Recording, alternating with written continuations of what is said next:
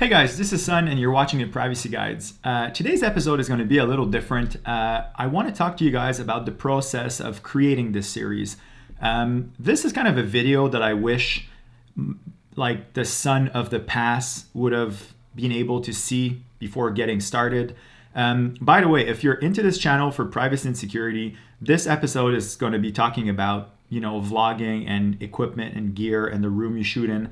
If you're not into this, you can skip this video, and the next one, the next episode will be about OPSEC versus InfoSec, and that's kind of like a leading video towards talking about two-factor authentication. So we're gonna get back on track really quickly, but I want to put this video out there to help other content creators get started.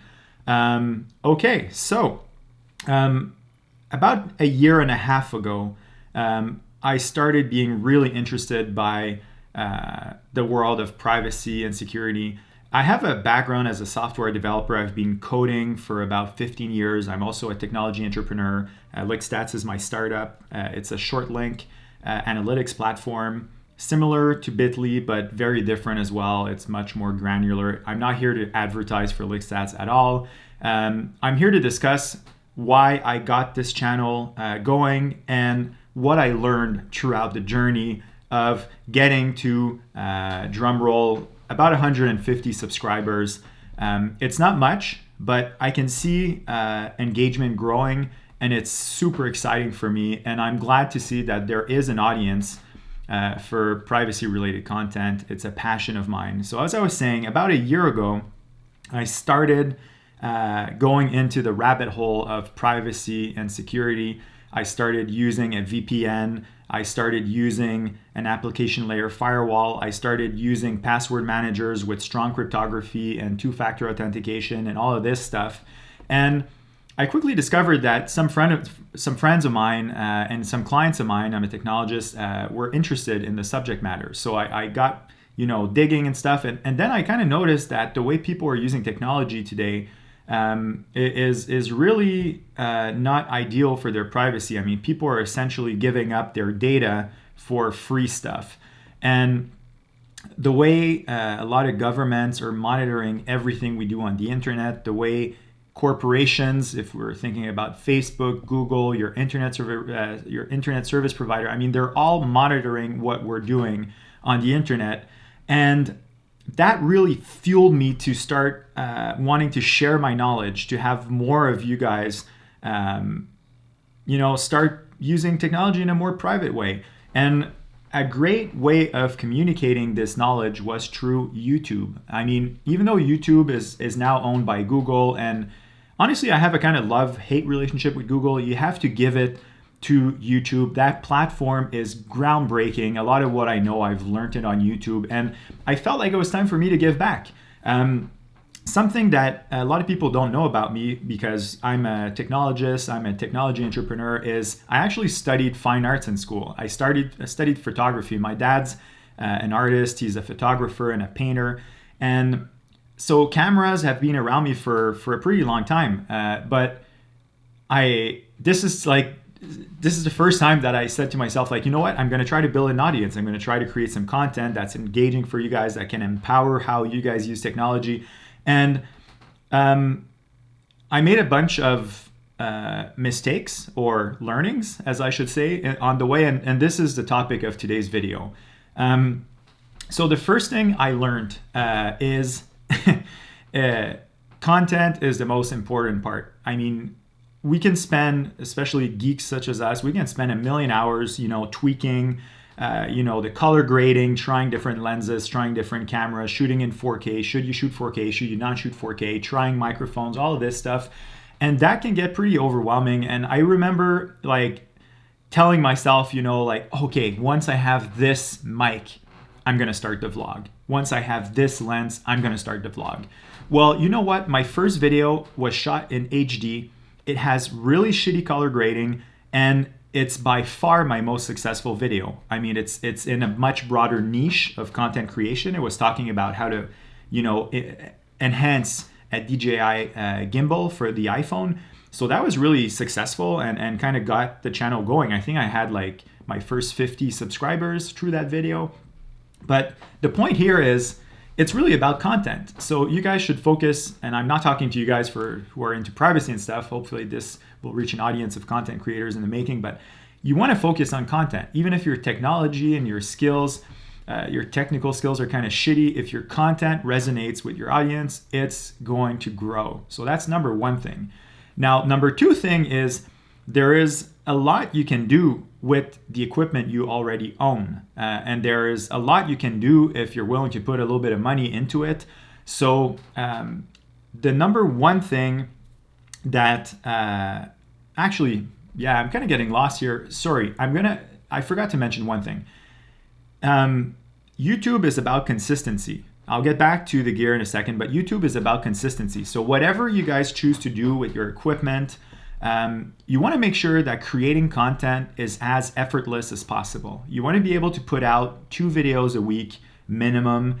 I'm noticing right now when I'm looking at analytics that if you're able to pump out content on a regular basis, that's when you really start growing your audience. So I created those 2 first videos, and they had a pretty success.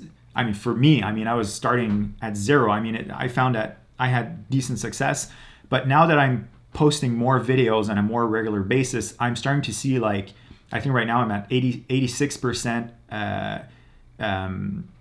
month over month growth in the number of views. So that's pretty exciting. So you want to put content out, and what that means is you want to eliminate as much friction as possible in the process. You want to make sure that it's as easy as going to your desk, turning on the camera, and pressing record. And that's what I've done here. So this setup, I'll show this using some B-roll, but essentially I have my camera, it's mounted on my standing desk. If I put my desk up, high mode or low mode, this camera is always exactly where it needs to be. Initially, I was using a camera on a tripod. It was further away. I had to walk to it to turn it on. This is using a 16mm f1.4 lens, so I can just go here and press record or stop it. I'm using an aperture diffuser. I'm not sure what the exact model is, but it's like right there on top of the light. It's attached permanently there using a Manfrotto auto pole and clamps. I'll show this using B-roll again. And essentially coming here and recording an episode is super streamlined. Now, I did try to shoot this in 4K. You can see that I think the last 3 or 4 episodes are shot in 4K. And I have a MacBook Pro 15-inch Retina. It's not, I think it's like a mid-2015 model. And editing 4K, uploading 4K to YouTube, I have a 20 megabit upload, internet connection. Everything was extremely painful. It would freeze my computer when I was rendering a half-hour video for about an hour and a half, 2 hours. So all of this made the process of creating this content painful. So you know what? This video is shot in HD, and I'm pretty sure that I'm gonna really like the fact that it's making that process easier. So I'm considering shooting the rest of this series in HD. Now, the other things that I've learned is sound is crucial. When I watch a YouTube video and it sounds shitty, that is really what's going to take me out of the content. I'm listening to someone teach me something, so sound it's extremely important. And sound is actually much cheaper it's much easier to have great sound than great image quality, because image quality needs specific lighting. You need to control your room. If you have a mic, I'm using the Rode Video Mic Pro right now. It's right here. It's mounted on the cold shoe of my camera. If the mic is within a 3-foot distance range of your mouth, even if you're in a really shitty room, you're still going to have pretty decent sound. And you want to make sure that the mic itself, what's behind the camera, is not against the wall. You want to make sure that there's some distance between the camera and the wall, and you want to make sure that if you can put this together, you want to make sure that there's some absorbing material behind. So you want to make sure that when I'm talking, the mic is getting the sound, but it's not getting feedback from behind, because that's going to create some echo sound. So yeah, you want to put the microphone closer. I see a lot of YouTubers that have really echoey sound, and it's such an easy thing. You can also buy a little tripod mount, tripod stand. I mean, a microphone stand, son. And then even if the camera is a bit further away because you don't have a lens that's 1.4 and you want to have some nice bokeh or a soft background, you can put the camera a bit further away, but you always want to make sure that your microphone, your shotgun mic, is really close to your mouth. So now the other things that I've learned is the room itself is really, really important. If your room is thought out, it will really enhance your capabilities when you're recording stuff. So for instance, this is my studio. I'm controlling almost 100% of the lighting. So I have my aperture light, that's daylight. I have roller shades on both windows, the one here and right there. I'll show you there's another, just to make sure that the light that's coming in from outside is not bleeding into my studio space. And in my last video, the one on 1Password, I actually forgot to close this blind, so I'll show you the difference. Hey guys, Sun here. I'm a technologist with an itch for privacy, and you're watching the Privacy Guides. You want to control your studio space. If you control it and it's predictable, you can shoot consistently great footage each time, and then the only thing you have to do is deliver great content. The technology side of things or the environmental side of things just works. So what you can see here in the back, I have in my living room a tungsten light that's at 2700 Kelvin, and I have a semi-opaque roller shade in the back to make sure that even if it's really sunny outside, it won't bleed in the shot too much. So that gives me kind of like that orangey, yellowish color tint in the back. Now, the room itself, I've been pretty lucky that one of my friends had a bunch of acoustic panels he bought on the cheap when his office upgraded their sound treating. So this room here has 5 acoustic panels that are 2 feet by 4 feet that are 3 inches thick. And it's amazing. Sound treating your room is amazing. Now, I'll listen to this.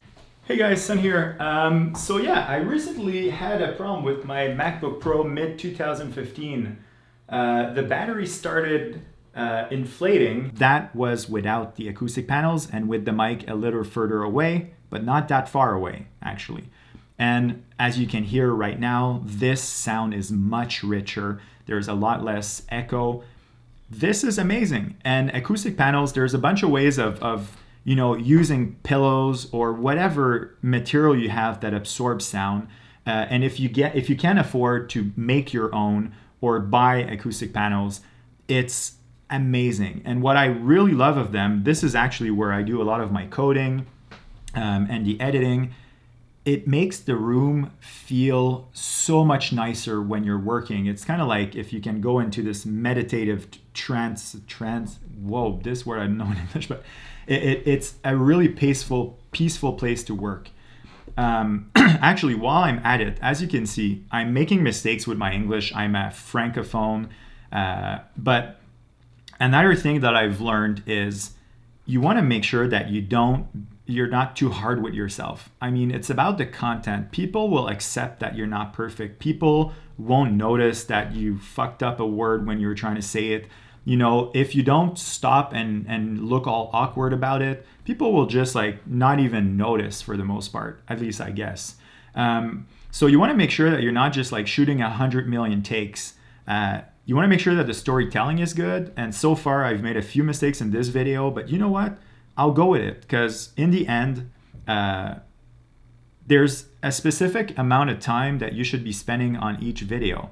If a video is a work of art, if it's a movie, well, it should be in movie theaters. It's something that people will sit in their living room to watch. This is YouTube. YouTube is content that isn't as polished, and it's totally acceptable that way. So you want to make sure that you focus on the content and you're forgiving to yourself. It's okay to make mistakes. So yeah, so acoustic panels are amazing. You want to control the lighting of where you're shooting. You want to have the mic as close as possible to your mouth. You want to make sure that there's some room behind the mic to make sure you're not getting too much feedback. You want to control the lighting 100%. So I would recommend closing off all natural light and setting up, a key light such as the aperture. You want to make sure the process is super effective. Now, give me a little moment. I'm trying to think about what I'm missing here. I think this is it. So I'll cut the video here. I hope this was helpful for you guys. And looking forward to seeing you in the next episode, which will be about OPSEC versus InfoSec. And I'm actually even more excited about the video on two-factor authentication, but I need to talk to you guys about OPSEC versus InfoSec before we get there. Okay, so before I let you guys go, for most of you, you can just stop it here and move on to the next piece of content you're listening to. But for the people who are really technical about things, let's discuss a few things. So I'm using a Sony a6500 body. I'm using the Sigma 16mm f1.4 lens. I'm using the Rode Video Micro Plus, I think, the one that turns on automatically when your camera turns on. Again, I chose that mic because I want to make sure that when I turn on the camera, I don't have to worry about the mic not turning on. The camera is actually plugged in the wall, so I have a permanent AC adapter to make sure I don't have to swap batteries, or a battery will never die on me. The mic has like this amazing battery life, so that should be totally fine. I think it's like 50 or 75 hours. As I said, I'm using an aperture key light. I'm mounting that on a Manfrotto Autopole to make sure that it doesn't take up too much room because it's right there behind my desk. I'm editing all of this in Adobe Premiere, which so far has worked pretty well. You want to start having this routine where recording the content and then editing it and publishing it to YouTube takes as little time as possible, so you can really focus on pumping that content out. So I also, actually, Jesus, I wish I had said that earlier in the video. I used to have an external monitor. I still have it. It's right here under the lens. And in my previous videos, like the first one, I was always looking at the monitor. Say you want to have an external mic, like the Video Micro, and you want to, like the Video Micro, and my floor is very crooked here. And people actually complained about that, and I feel them. You have to look into the lens. If you have an external monitor, use it to make sure that you're framing things correctly, and then I would even recommend turning it off so you can really focus on looking at your audience through the lens. What is it? Yeah, I had this other thing. This video is taking too much time. Woohoo! Man, I'm trying to remember what was this other thing. Oh yeah, Jesus. If you're improvising a little bit, like I don't rehearse a million hours before, talking to the lens. In some of my earlier videos, hopefully not in this one, I'll notice this while I'm looking at the editing, but I just did it. You have to really be careful not to all the time, and that takes some practice. And it also comes with you being more comfortable at the camera. So even if you have those, I just did it again. Oh, fuck. Even if you have those bad habits that are totally natural when you get started, and I'm obviously getting started, with practice, I almost did it. With practice, you'll start taking those away and replacing them with some silence. Silence is much less noticeable to the audience. It actually gives the audience some time to process what you just said. Or breathing. You see, I just inhaled. Those are perfectly correct ways of taking a moment to get your ideas straight. But try to keep eye-to-eye contact with the audience. Okay, so this was a lot. I hope this is useful. If you're into privacy or security, smash the subscribe button. If you want to give me a thumbs up. Actually, what the hell am I saying here? Bye-bye.